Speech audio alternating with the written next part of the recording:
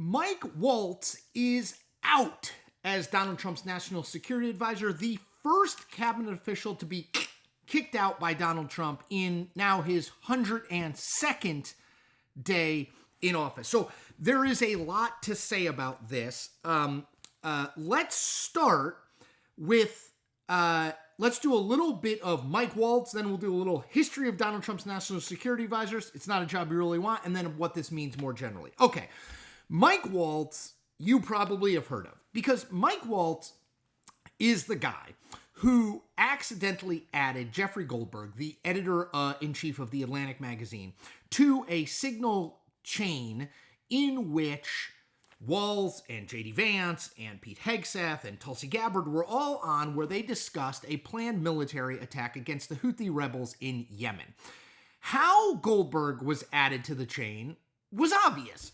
Waltz must have met him. Waltz was in the kind of national security space. He was a member of Congress from Florida. Must have met him, put him in his phone, and then accidentally typed something in, and whammo, Goldberg is on this. Goldberg writes this huge story about how he got added to the chain, how people like Hegseth were sharing operational details of the attack before it happened in March.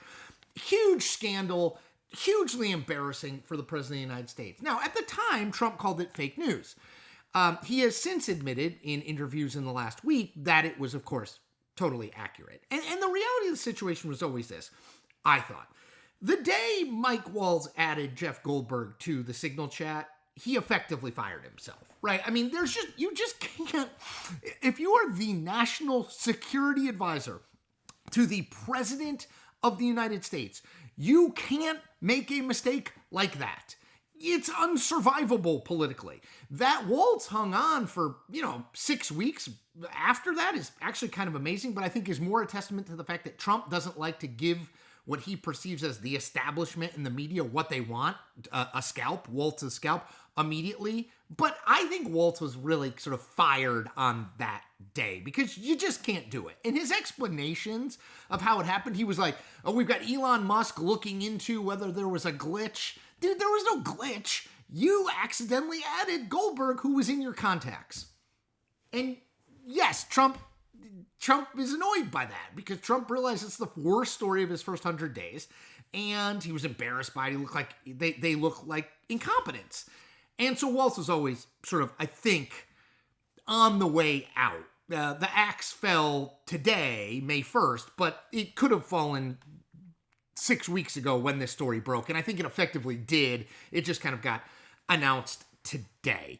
I will note that at the end of March, so about a month ago, Donald Trump defended Walz, said he was getting, quote, unfair press coverage, and said this, Mike Waltz has learned his lesson and he's a good man. I mean, I guess it could be true he learned his lesson and he's a good man. Trump probably also said, and he's not going to be my national security advisor for all that much longer. So there's nothing untrue about Mike Waltz has learned his lesson and he's a good man. But again, Waltz had sort of sealed the deal when he accidentally added Goldberg to this chat. So I want to talk more broadly about Trump, his cabinet, and how he treats people, especially national security advisors. But before I do that, I want to make a pitch to you. I want you to subscribe to this channel. We are rapidly adding subscribers. It's so affirming and gratifying to me. We're almost at 75,000 now, and I think people are drawn to two things.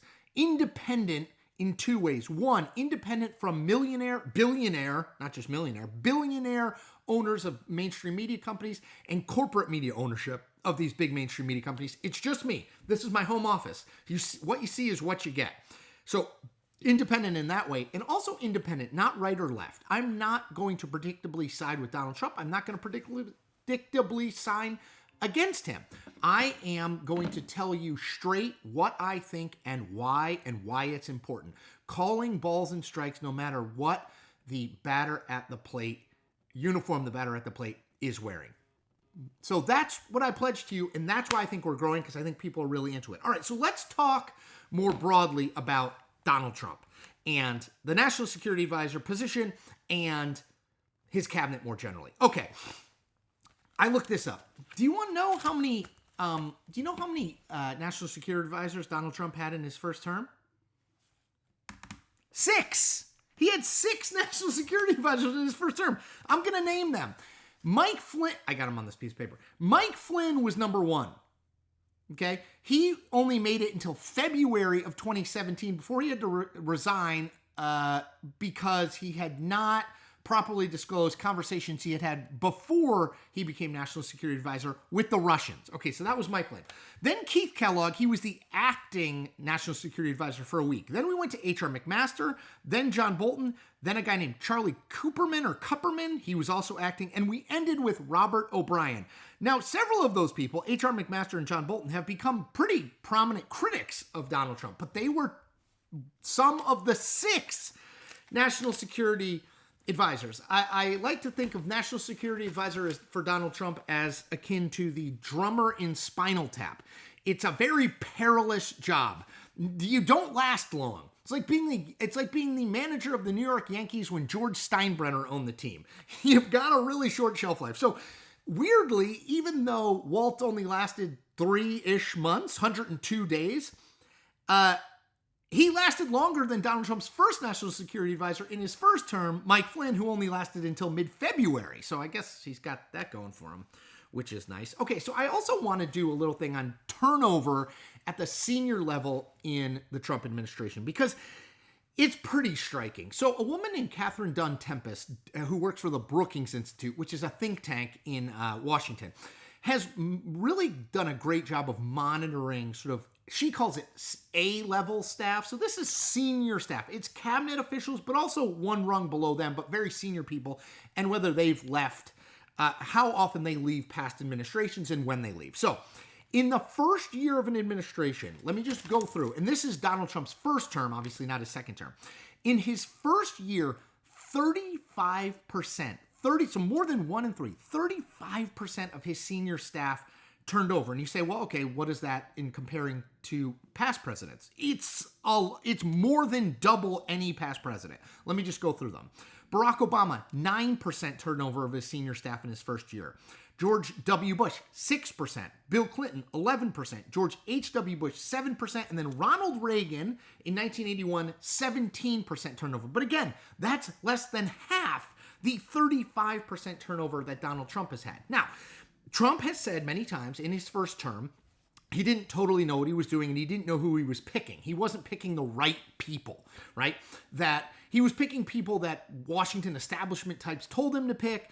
But now, 2025, he knows everybody and he's only picking the best people. Well, Mike Waltz is out on May 1st as National Security Advisor. So I don't know how Trump spins this about only the best people, and that he learned his lessons from 2017 and he's not going to make those same mistakes in 2025, because it appears, at least to me, like he's making exactly those same mistakes, at least on National Security Advisor. Although I will say he's got 5 more National Security Advisors to go until he matches the number he had in his first term, which is just a stunning stat. So anyway, Mike Waltz out. I do not think he will be the last cabinet official to go this year. I would circle Pete Hegseth, the Secretary of Defense. If there is any other slip up with Hegseth, I think out. So anyway, National Security Advisor out. We'll see who Trump picks. Though I would say, again, it's like being the drummer for Spinal Tap. Like, yes, it's an honor to be the National Security Advisor, but man, if past his prologue, you're not going to be in the job very long. Couple things. Number one, as I said before, I hope you subscribe. Independent, not controlled by any billionaires, but also independent, not controlled by any party. I'm going to tell it how it is. You're not always going to agree with me. That's fine. I hope that you know that what I'm telling you is my authentic analysis based on 20 plus years spent in mainstream media and all the reporting that I have done and am doing. I also would ask on this video, if you can like it, just give it the thumbs up, and you can subscribe. You can comment. That would be a huge help to me. That helps me get my content out via the YouTube algorithm to people who don't currently subscribe to it. And I think what I'm doing is something that a lot more people want to see. Last thing, just tell your friends about this. Just say, hey, this guy's doing political videos. He's making 2 a day. He's doing a live stream every Friday. I will do a live stream at 1 p.m. Eastern tomorrow on Friday, answering your questions. Again, this is an independent guy. He's trying to make it. He doesn't have any big corporate backing, doesn't have any big billionaires behind him. It's just me. So I need your support. And the best way you can support me is to subscribe and then evangelize about this channel to other people you think might be interested in it. So thank you in advance, and take care.